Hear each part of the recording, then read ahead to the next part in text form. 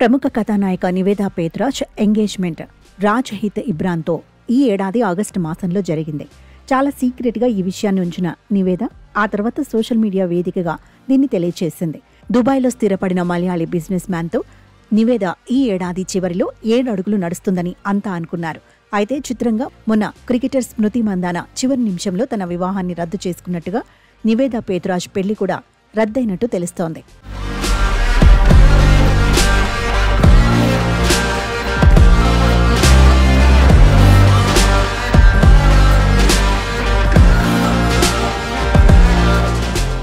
తెలుగులో పలు చిత్రాలలో నటించడంతో పాటు ఓటీటీ మూవీస్, వెబ్ సిరీస్లలో సైతం నటించింది నివేదా పేతురాజ్.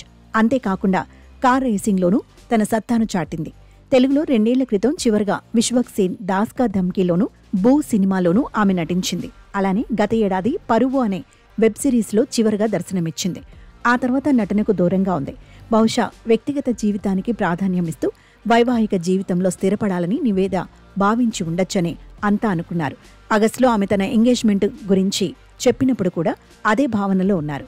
అయితే తాజాగా ఇటు నివేదా పేతురాజ్, అటు ఆమె కాబోయే భర్త రాజ్ హిత్ ఇబ్రాన్ కూడా ఒకరికి ఒకరు సోషల్ మీడియాలో వారి ఫోటోలను డిలీట్ చేయడంతో దాల్ మే కుచ్ కాలా హై అంటున్నారు నెటిజన్స్.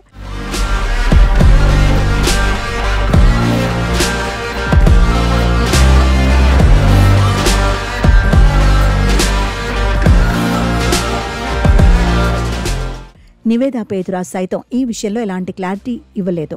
మరోవైపు బిగ్ బాస్ కంటెస్ట్తో రాజ్ హిత్ ఇబ్రాన్ ఎంగేజ్మెంట్ జరిగిందనే వార్తలు వస్తున్నాయి. ఇందులోని నిజాల మాట ఎలా ఉన్నా నివేదా పేతురాజ్ జీవితంలో మాత్రం ఇప్పుడు కష్టకాలం నడుస్తోందనిపిస్తోంది.